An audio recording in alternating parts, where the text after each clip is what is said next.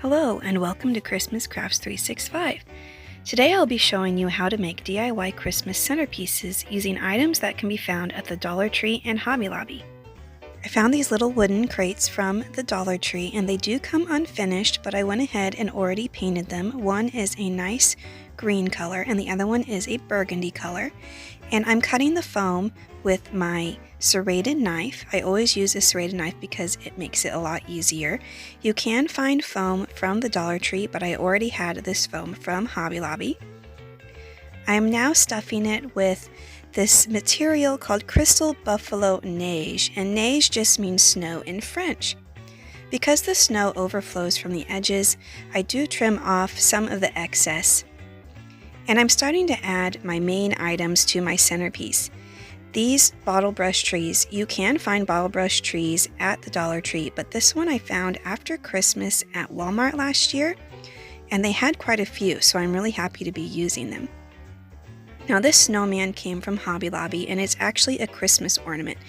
I just have to remove the little eye hook at the top by holding onto it with pliers and carefully untwisting it.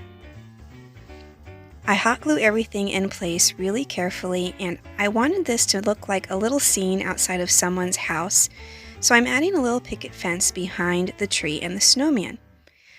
Anytime I need to apply something that does not come with a suitable stem, I use floral 18 gauge wire, and you can easily find these at craft stores. I hot glue 2 pieces in place and trim off the ends, and it's easy to stick down into the foam.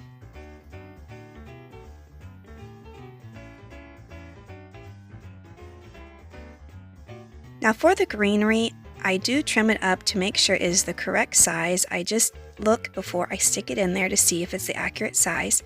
And my hand kind of covers up this part, but I'm just snipping off the excess at the end to make a little point so it's easy to push down into the foam. Now with this snow that I'm using, it does make it a little bit harder to push down into the bottom. Sometimes I also use Spanish moss, which is another suitable thing for the base of your project. I like to use a variety of greenery. For this one, I do use just some plain greenery, but also some that has snow or glitter at different heights. Now there is some greenery that's just too small and does not have a suitable stem, so I'm using my wire again to hot glue an extra stem to the bottom and cutting it to the right size with my pliers. This way I can really use a lot of my scraps. You do not want to throw away scraps when you're doing centerpieces. You just never know what you might need.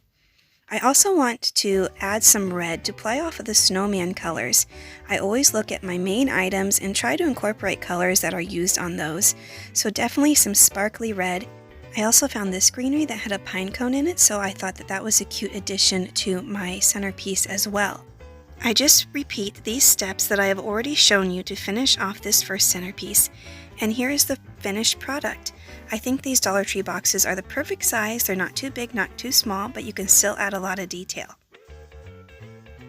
Now for the second one, I speed up the process a little bit because again, I'm just repeating a lot of the same steps that I've already shown you, but I wanted to share with you that the second one I'm using a cute little bird.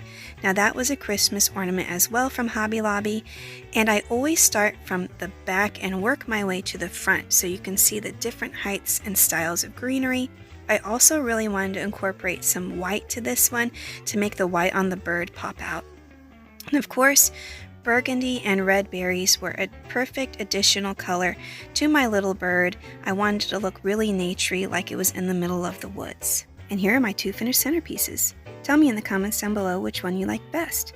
And if you like this Dollar Tree and Hobby Lobby craft, make sure to subscribe and check out this other video right here. Thanks so much for watching, and I'll see you in the next one.